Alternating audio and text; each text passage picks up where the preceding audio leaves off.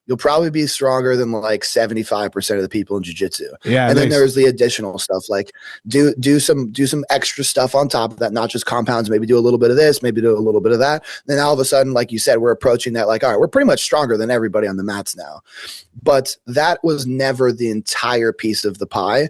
It was just getting jiu-jitsu athletes to do anything at all was crazy to them. It seemed like I've always lifted and done jiu-jitsu together, but that's because I started lifting prior to jiu-jitsu. What sport I'm not did you sure play if as I a would have kid? been into lifting. So I grew up playing football, basketball, and then I ran a little bit of track, but I never like really gave a shit about track. So, but you had But S&C. America. You had S&C programs. Well, Yeah, exactly. Yeah. oh yeah. Oh yeah. Like in high school, right? Like as a 14-year-old, we were doing, like there was a conditioning week where we would do like, what is that? Like 100 yards, a little bit longer than 100 meters, I think, but like sprints, right? Like 10 of those per day. Right. So there was always a strength and conditioning component. Oh yeah.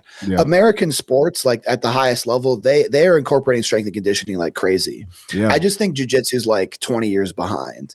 And like you said, like just getting people to be in the gym was such a massive performance increase that it was like, oh my God, if we just lift weights, we can just be stronger than everybody. And all the other sports figured that out. I just think jiu-jitsu has always been a little bit behind. I think it's because it's an individual sport, and people come from like, they watch that. A lot of jiu-jitsu people are nerds, right? Or they'll come from, they may not come from a sporty background, which is fine because anyone could. That's the great thing about jiu-jitsu. Anyone could do it, right? And anyone can get decent because if you're very good at problem solving, you can figure it out, and you can actually beat people who are, potentially bigger than you, stronger than you, whatever. And we've all seen that happen. But if you've come from a sports background, you understand that, you do your sports practice 3 to 4 times a week, and then you get sent to the weight room 2 to 3 times a week as well. And then you do outside conditioning on that. And that's like, that just, from 13 to the time you finish school, that's just what you do every single week. And a lot of people don't have that because they didn't play sport or whatever growing up. So this is all new to them. And they go, oh, fuck, I'm going to do jiu-jitsu every day, twice a day, 2-3 hours a day. And they're like, fuck, why am I so injured? Or why am I so sore? Yeah. It's like, are you kidding me? You're training like 3 hours a day. You're like fucking, you're a hobbyist, man. Like, of course you're going to get fucking injured. Like you don't lift. You've never lifted ever. That's crazy. You're not strong enough. You literally have zero work capacity. Yeah, I know. And like, I remember when I first started jiu-jitsu and I was more in like the hobbyist realm of jiu-jitsu. And like, I'd be in like my hometown gym and there's like, 25 people on the mats and they would, I get told all the time, like, oh my God, you're so strong. And I would like kind of just like be like, hey, do you guys lift? Like, what are you guys doing outside of this? Like, nobody lift. Crazy. Like, nobody, unless they were already like into fitness, like lifting is what brought them into jiu-jitsu. If you just did jiu-jitsu, you just like, it was just a thing. You just didn't lift. And that was always insane to me. Cause like you said, like, not only do you have no work capacity, but you and I both know this is like resistance training isn't just about being strong. It is literally injury prevention. Like if you're going to put up a wall in your backyard and you're like, hey, things are going to run into that wall. Like a hurricane is coming. What should we do? It's like, I don't know. We should probably like strengthen the wall so it doesn't get knocked over. It's not like we should just run it through a hurricane 10 times and you'll get adjusted to going through a hurricane. It's like doing jiu-jitsu doesn't somehow magically make you like injury resilient to jiu-jitsu. Like you have to strengthen the body that you're using every day. Yeah. That was something that was always insane to me. Like, well, how are you guys not connecting these dots? It's crazy. The amount of black belts I've trained who have come to me and they're black belts, right? They've been doing jiu-jitsu 10 plus years. Frozen. Yeah, I got you. Yeah, the amount of black belts I've trained who have come to me for like, they've been doing jiu-jitsu for 10 years and they're broken, bro. They're broken. I'm like, all right, train me a deadlift. And I was like, oh my God, like you can barely deadlift like 60, 80 kilos. And you're like, you're a 75 kilo, 80 kilo man. That's crazy. Like, bro, you got some work, like you got some work to do, man. Like this is, you need to fucking figure this out. Like you need to strengthen your tendons, ligaments, and fucking joints by getting some resistance training. And it, like for life as well. Like it's not just, you just do it, like exactly you said, to get stronger. It's like, just do it for life. Like you're literally extending the quality and potentially life expectancy of your life by getting significantly stronger than you are now. Yeah. And like I will also agree, and you know this too. Like I've heard John say this, where he goes, "There's no measurable difference on the mat between somebody who benches 300 and 400." And it's like, right, 100%, because what is the difference between somebody who benches 4 and 5 or 5 and 6? Like, okay, whatever. Yeah. But there's definitely a measurable difference between somebody who can bench their body weight versus bench 2 times their body weight. Like that's a big deal. Absolutely. Yeah. And so like I think that also too, people have this idea where they have like people that lift weights will come in and they'll beat the guys up that lift weights, and they're like, you don't feel as strong as the black belt. And it's like, okay, guys, do you not understand what technique and leverage is? Like I can't deadlift 700 pounds, but I can go take the deadlift jack and pick it up off the floor. Well, why? Because I used a tool that has really great technique and leverage to pick the bar up. And that's the same thing with jiu-jitsu techniques. Of course, the untrained guy is not going to feel as mat strong as the trained guy because his technique and his levers are all jacked up, right? It's like when you're running the elbow up to get the head and arm choke, going out towards the tip of the elbow gives you a better lever. But some dude who's just strong and doesn't know jiu-jitsu might just try to start at the armpit, just muscle the arm up.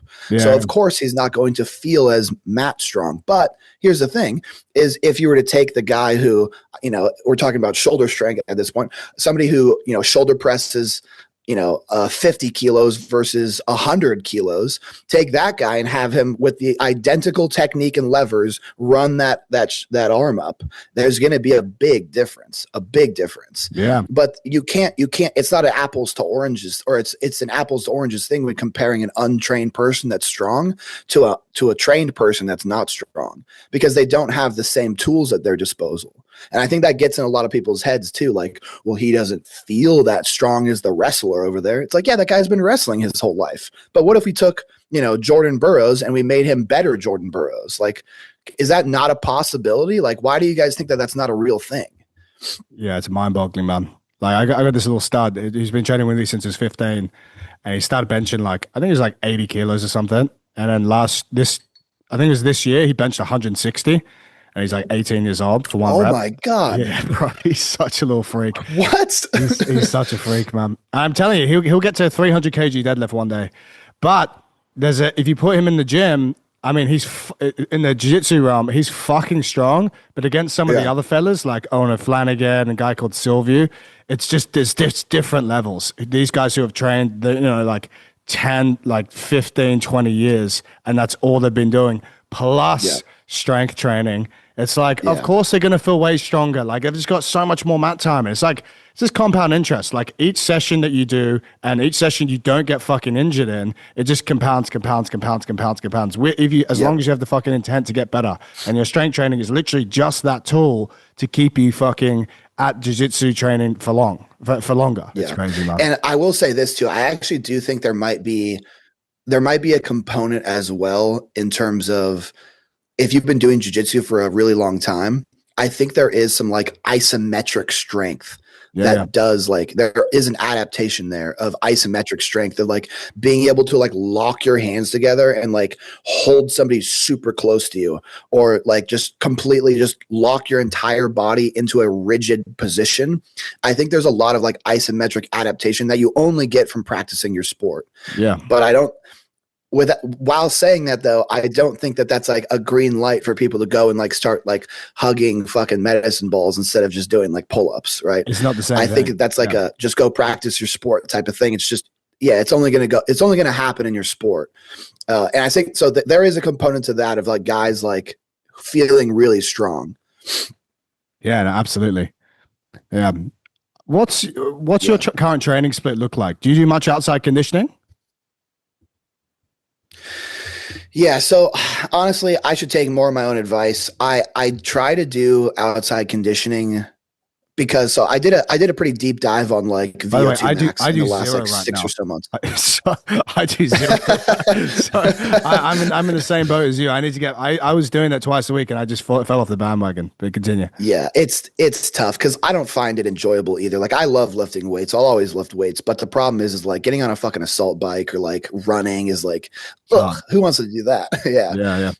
But I have been doing this deep dive on VO2 max in the last like 6 months or so, and it seems like, or it seems to be, that VO2 max is like not only a separator for athletes, but also like a longevity thing. Like if you want to live a long time, if you want to be as healthy as possible, having a really strong cardiovascular, like not only base, but being able to push your heart rate up really high is really important. And so if I'm going to do any conditioning at all, because if I'm training jujitsu, 6 days a week, maybe even twice a day, the only conditioning that I'm going to allocate energy towards is going to be, maybe 20 minutes of all out on the assault bike. Because the way I look at it too is like anything you add to a strength and conditioning program, you only have like so much of an energy bar, right? So if I'm going to lift 3 days a week, maybe 4, and then I add in, running, or I add in assault bike, or I add in whatever, like, okay, how much is this going to detract from my time on the mats? So that's always something I have to have in my mind. But on a typical like week structure, what I would usually do is like usually like 4 days in the gym, and I split it like upper, lower, and then I'll do 6 days of jujitsu, and then maybe throw in a like high heart rate, like VO2 max session on the assault bike. And then I'm not a believer in like everyday training. I always take 1 full day off completely. And you just chill on that day off. Just chill, walk in. Oh eat yeah. food. Yeah, exactly. Yeah, I think if you are going to invest time into conditioning, I think it's got to be that high intensity stuff. I've come to that conclusion because the thing is, like most people, like the aerobic is really good, and that's obviously what's going to help you restore your heart rate back down.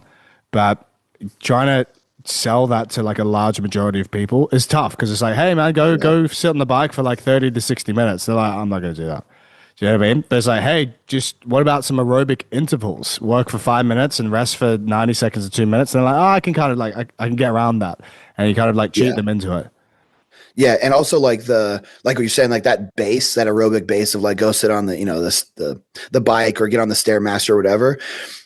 And it's something that I struggle with. It's like it shouldn't be difficult. It should be at like zone 2. So I'll get on like the stairmaster or the bike or whatever, and I'll start going, and my heart rate will go from like 129 to 130 to 131, and I'm like, I'm warm, I'm sweating, like I feel good, like let's go, like I'm gonna train, like let's go. And then you have to realize like that's not why you're doing this, and you basically just have to stick to this like ultra boring, like just sit there and kind of pedal, like it's so boring. It's a hard sell, man.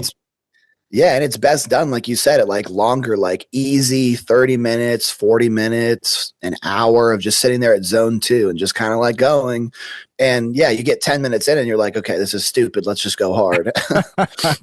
Yeah, I think if you can sneak the intervals in and like overall keep like, overall workout like 45 minutes by doing interval and making an interval style, you can let that heart rate creep up a bit more. It's easier to sell because by the time it should be like by the time you get to like if you're doing 5-minute rounds, you get to your 6th round, it should feel like as hard as the first one. It shouldn't be like I'm fucked because if you're fucked, you've just gone way too hard.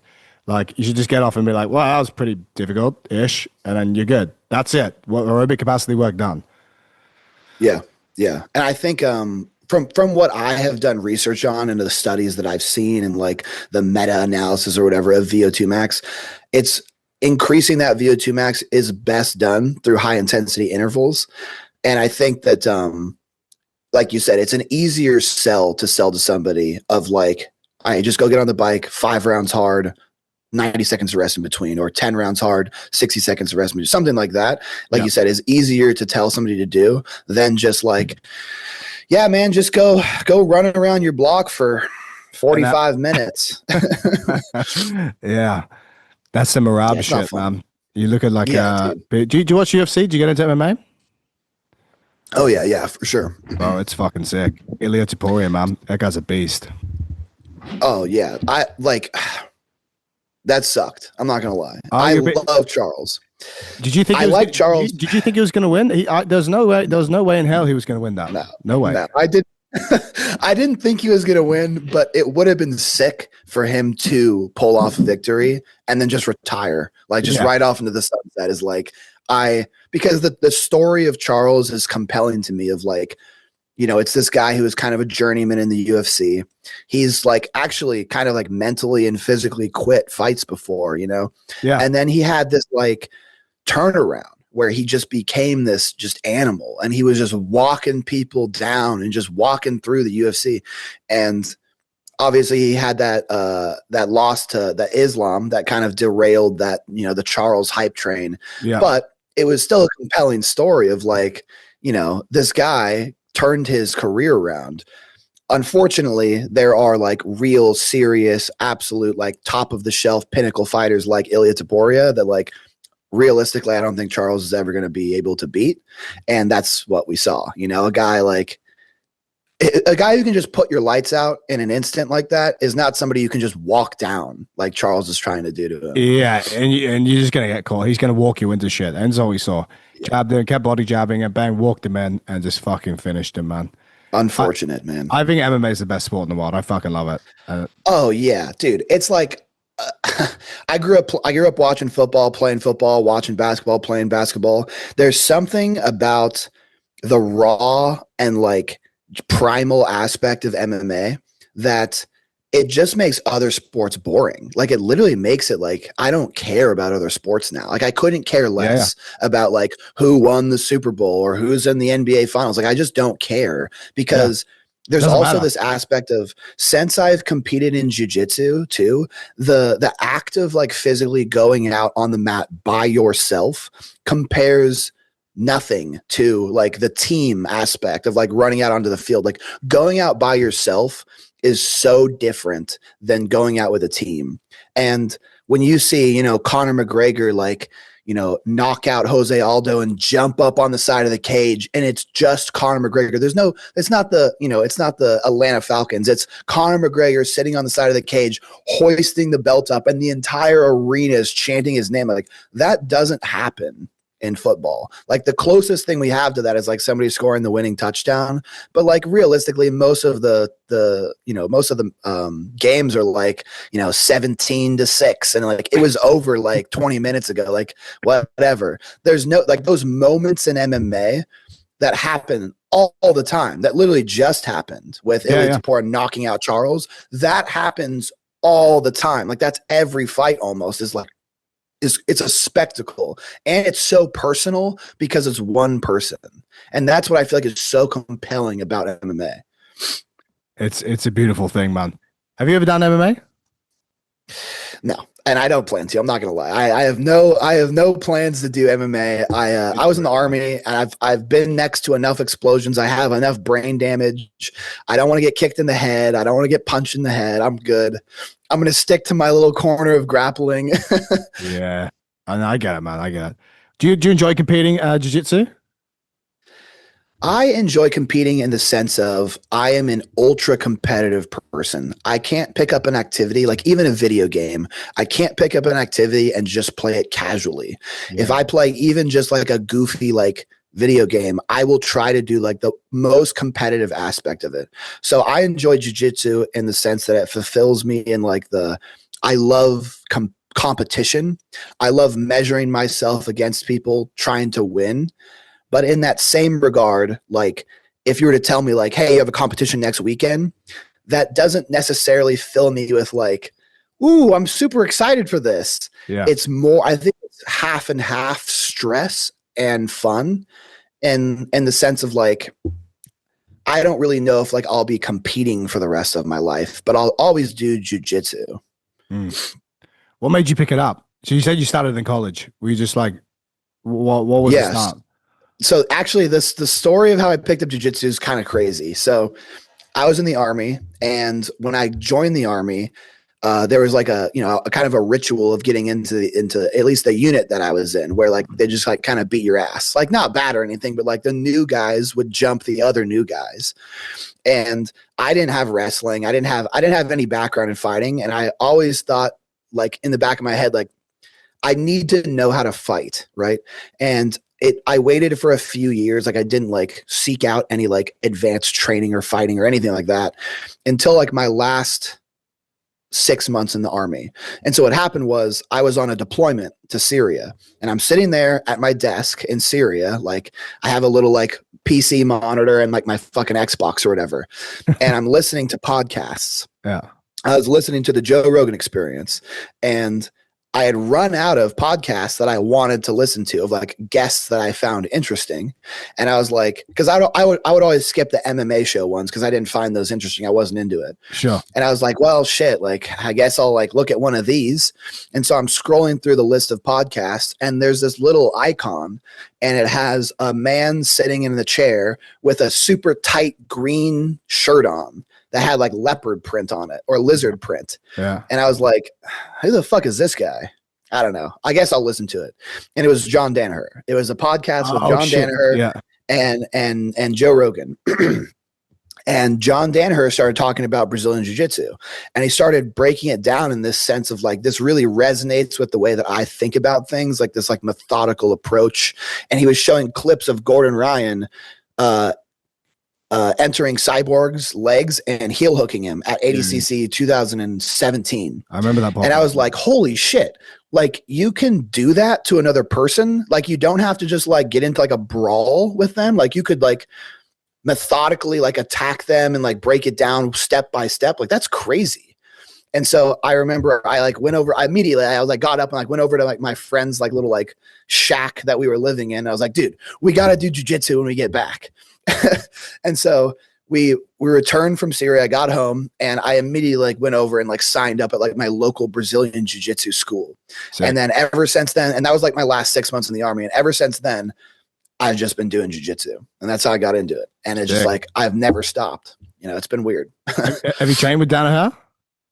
Yeah. So actually I know people don't really know this because I don't post about it, because obviously there's some like secretive stuff about the team and everything. And like, it's a very like in the shadows type of thing. But I moved to Austin to train under John. Like I've been training under John for this entire time I've been in Austin. Oh, sick. I've just been injured the last 6 months. Yeah. So John trains out of Roca and then Renzo Gracie Austin, or he used to train out of Renzo Gracie Austin. Obviously they're opening up the new school, so he's going to be moving over there. But yeah, I've been training under John every day, twice a day for like a year. Sick. So you train twice a day? I mean, when I can. I would say when I moved to Austin last January, I was less beat up. I was probably training like Monday through Saturday, double sessions, as many as I could handle, which might realistically turn out to like maybe 3 double sessions and 1 single for the other 2. Sure. But generally like pretty high volume training. I would say like 10 jiu-jitsu sessions a week on average. And what's the intensity look like throughout those sessions? It's like an 8 out of 10. So the way that our practice is typically, it's pretty intense. That's high as fuck. Yeah, it's really high. And that's probably what contributed to some of these injuries that I've gotten. But the typical practice is just like, there's no warm up. You just come in, John teaches technique, shows a couple of moves that string together, or whatever's on his mind for like a few months. He'll kind of like go all in on like, all right, we're going to be working on turtle breakdowns, and then just everything about turtle, like crucifix breakdowns, breaking down to a hip, chasing the back, you know, katagatamis from turtle, all just tons of stuff from like turtle. And then we'll kind of move on to the next topic.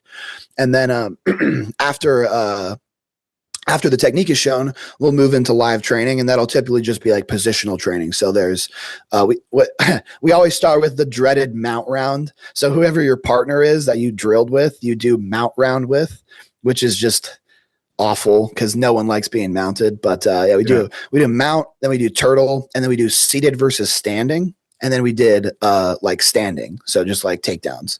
Yeah. And no one's like, I mean, I guess the onus is on you to take your training lighter, like go lighter. Yes. But like realistically, everybody's battling in there, you know, especially in front of John, like everybody's fucking battling. Everyone gets stuck in. Yeah. Does he give guidelines to like what people should be doing, how often they should be training? Has he spoken much about that? I haven't seen because he's an advocate of twice a day training every day, right? Yeah. He keeps like advice to each athlete very like personal. Like Yeah. he's not going to tell you to go do something, but if you come up and ask him, he might give you advice. Right. But I think his general philosophy is he wants you to be in there as much as you possibly can. Got it. It's not necessarily like you need to be in here 7 days a week, twice a day, but he absolutely will give you more like attention and respect for coming in and showing up as much as you possibly can. Yeah. Because, and I think that boils down to the fact that he truly believes, and I agree with him, is like mat time is probably of like the biggest factor or variable, the most important thing, Yes. right? Like you can have a blue belt and you can have a black belt, but if one's been training every day, twice a day for 3 years, and the black belt's been training 3 times a week for 10 years, the blue belt's got more mat time, and therefore his mat experience and mat life age is bigger than the black belt, right? Yeah, it's more valuable. And so I was chatting to Saunders about that, and he's saying like, obviously he's built he played professional rugby, blah blah blah, super strong before he went into jiu-jitsu. So he's at the skill deficit versus the strength deficit, and most people should be like, if you're already super strong, it's like you need to catch up on that skill deficit. So it's like, try and get in as much mat time as you can. But then it's interesting talking to people like Joe Chen, where it's like he does a lot of play, and he thinks differently about jiu-jitsu as well. So he does a lot of play time, super soft rounds. He beats the fuck out of people, man. So he'll have. He's so good. Have you trained with him? He's a freak. Yes. Man. Yeah, he's so good. So I'm not gonna. So, sorry. Go ahead. Well, it's just interesting listening to him talk about the intensity of his training. And we had a podcast with Dima a couple of times as well. He says a similar thing, where it's like you can't obviously train hard all the time because it's gonna fucking exhaust you. So you're gonna have to have times where it's like, how you can accumulate, just compounding interest of lighter rounds is really useful for problem solving. But it takes two to tango in that variation, because you need you to be willing and your partner to be willing to just play and try and figure things out and do different things. But again, like, I don't know, I'm a massive bro and I spaz out all the time. It's really hard for me to keep that dialed in, because I'm like, I just want to fucking go hard and get the heart rate up. But you watch how these guys, like the guys who are really geeking out on jiu-jitsu, they play, they ask lots of questions, they're really inquisitive, and it's just problem solving. Yeah, no, I totally agree. And I actually do think that that's probably the better way to approach it. Have you ever heard of the strength coach? His name is Shako. No. So Shako, I think he's either Bulgarian or Russian, but he is a really famous strength coach, especially in the powerlifting space. And Shako's whole philosophy about like getting your bench press higher or getting your squat higher was just throw a shitload of low intensity volume at it. Like literally get extremely good at the bench press and squat, in the sense of make it such an ingrained neural motor pattern that you're just really fucking good at it. And obviously jiu-jitsu is not the same as strength training. There's a big divide. But the philosophy around, like, if you were to look at a Shako powerlifting program, it was like 8 sets of bench, but they were all at like 65%, 55%, 50% of your 1 rep max. And it was just like a set of 6 at like 65%, which is super easy. And then you do another set at like 55% for 8. And so it was the idea was, it's kind of like the greasing the groove idea of like getting really, really good at the movement, but not blowing yourself out. And I think that same approach of like what Joseph Chen is doing in jiu-jitsu works really well, because mat time and positional like time or time in position is the same whether you're going really hard or not going hard at all. The only difference between going really hard and not really hard is the timing component of a live, like resisting, really, really trying, like competition style training partner. But time in position and time going through techniques is the same for both. So, and how realistically, how much time do you need against that ultra intense opponent? Probably not that much, right? That's like, handling load in powerlifting of like really close to your 1 rep max. You don't need to do that very much. You need to do it, but you don't need to do it very much.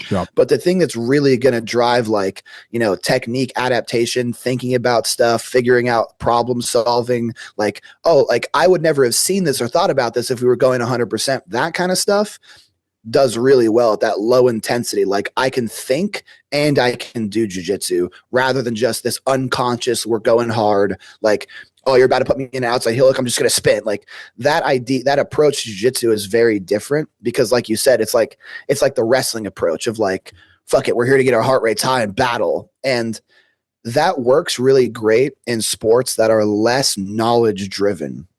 What's interesting about jiu-jitsu is you can have these guys who would never be able to have the physical tools or attributes to do really well in like a really like combat sport or you know any sport in general, but because jiu-jitsu is so knowledge driven, like knowledge is power, it's one of the rare sports that like that type of training that Joseph Chen is doing is probably really, really valuable. And the biggest example of this is the fact that smaller athletes can defeat larger athletes in jiu-jitsu on a routine basis. Yeah. That will never happen. Like you're not going to have Mighty Mouse beat Tom Aspinall, no matter how much low volume, flowy training he does. Never going to happen. But you can have Lachlan Giles inside heel hook Kainan Duarte, which is crazy. You can have a 66 kilo athlete defeat a 99 kilo athlete. 77. But yeah. 77? Yeah, okay. Whatever, yeah. So like that doesn't happen in any other sport with weight classes except jiu-jitsu. And I think it's because it's so knowledge driven. And you can't get kicked in the head. Well, yeah, that's the difference, right? Like Tom Aspinall, if he connects with you, regardless of if he connects with Mighty Mouse, you're getting knocked the fuck out. You're going to sleep. It's good luck trying to heel hook him when you're getting punched in the face. You're just not going to be able to do it. Yeah, it's super interesting because it's so you know, obviously doing podcasts with Owen and just listening to him and the way he thinks about it. It's like it's just all problem solving. It just says it's live problem solving, and it takes. Yeah, it takes so long and time in positions to figure it out. Like, you know, like when you're doing positional sparring and you just get like, let's say you're doing mount specifics and you're like, oh, I love doing mount specifics because I'm sick at mount. Then suddenly you go, all right, we're gonna do front headlock, and you're like, oh, I hate this one because I suck at it, and you just get mauled by the same person who you're just fucking up at mount. So it's like there's obviously a huge difference where it's like, oh, if I just spend time learning and understanding this position, but not getting absolutely wrecked every time, I'll actually be able to improve. Yep, 100%. And being a good competitor can mask a lot of your deficiencies that will be exposed at a higher level. So like you just said, like if you're really sick at mount, but you suck at turtle, you can go into a match and make sure that you never end up in a position that you're really bad at. But when you go against an opponent at a world-class or elite level, there's no way to avoid positions that you're bad at. They might happen and you don't have control over it. And I think that actually is what separates like the ultra elite guys to guys who are really good competitors. And honestly, I think this is the reason that a lot of Brazilians who have these like crazy accolades like IBJJF Worlds, whatever, will often come to a tournament like an ADCC Open and get submitted by like what they consider a nobody, because you can't control those same variables that you might be able to control in IBJJF as something like ADCC, which requires certain rules of like can't pull guard in the finals. You have to, you re-stand up at the beginning of the overtime period.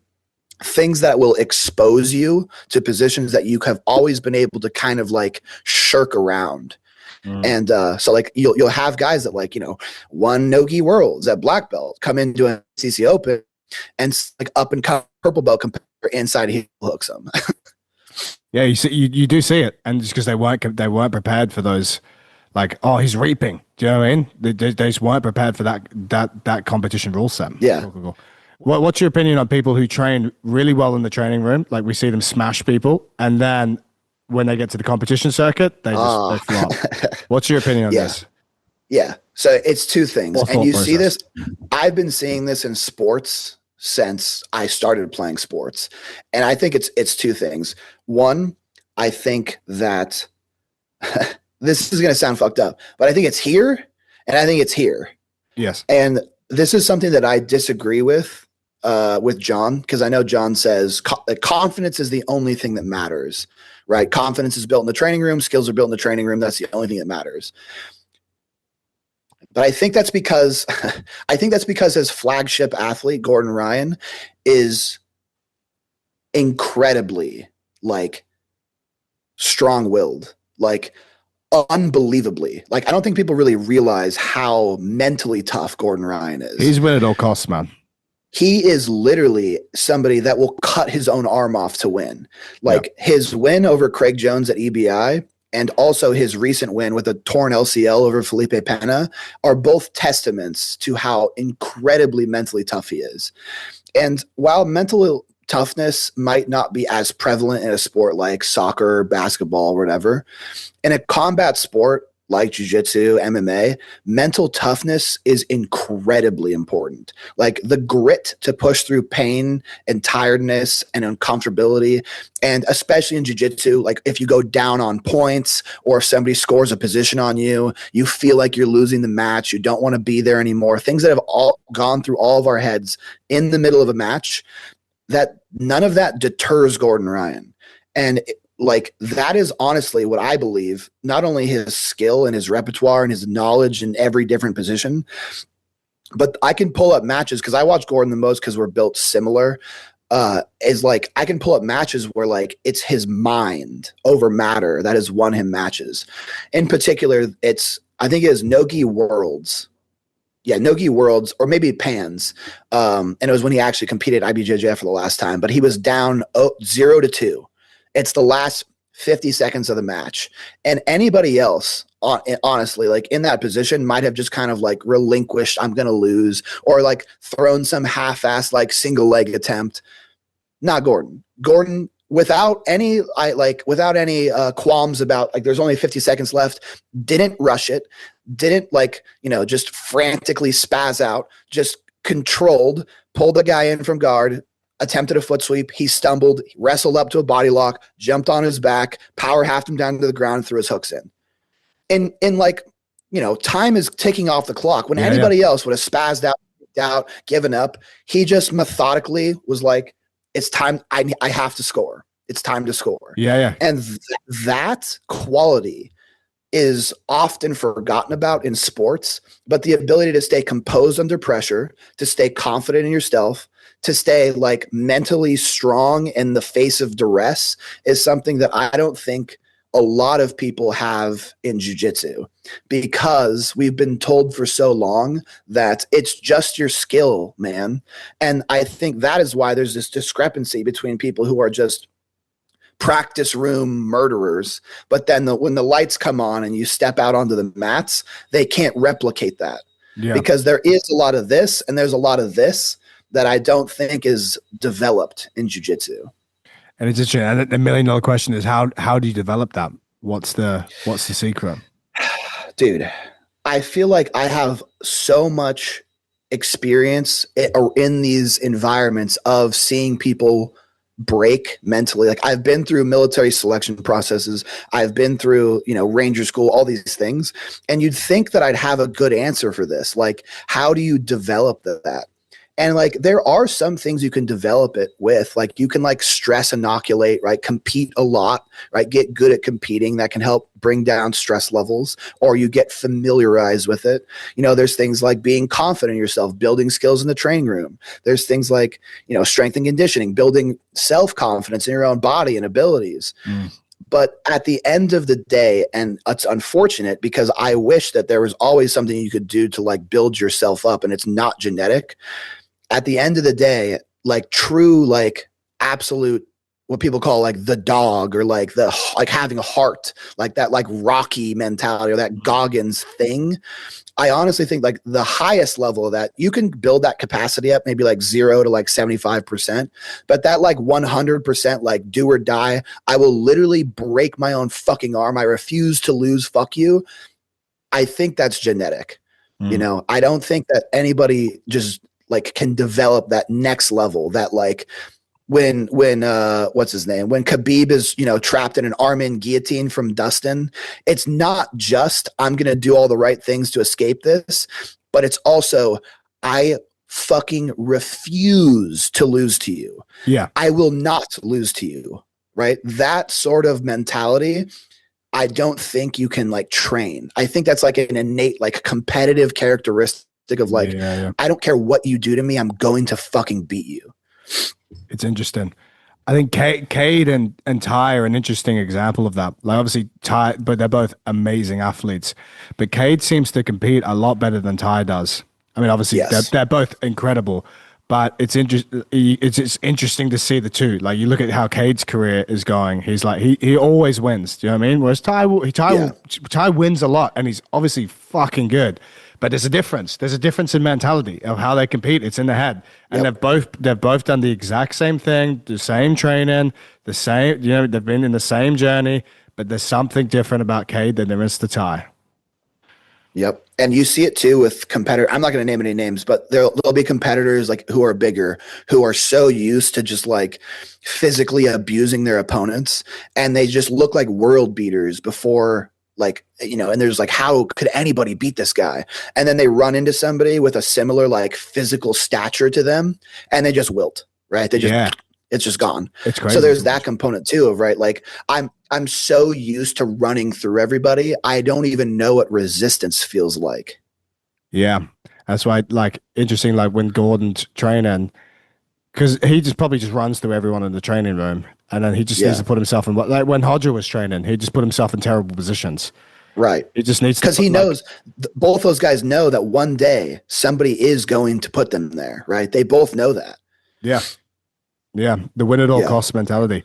Man, I've got to shoot, but it's been great chatting with you. We can run this through again, man. Yeah, absolutely. Yeah, I'm totally down. Great to chat with you. All right, where can people find Yeah. you, man? Yeah, thank you so much for having me. So yeah, I'm on Instagram and TikTok and YouTube. All those are at least my Instagram and TikTok is Roman, just my name, and then Jiu Jitsu, and then my YouTube is just Roman Mori, just my name.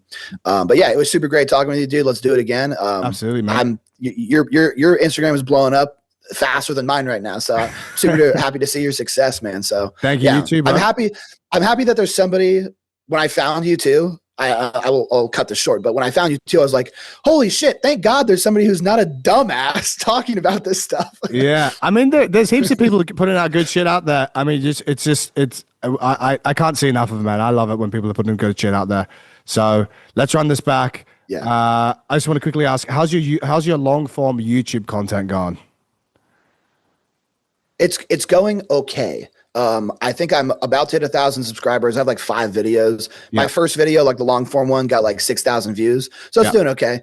YouTube, I feel like is a grind. You know, it's it's not as like poppy as Instagram, where like you have a video, get 3,000 followers. So it's definitely a grind. It does get poppy though, but it's hard, man. I feel like if you can master YouTube, that's a big win to all the other socials and like a key to Oh yeah, I would rather do that long term than Instagram. Absolutely. Yeah. Brother, great to see you, man. I'm going to link all your stuff below. Yep. We'll do it again soon.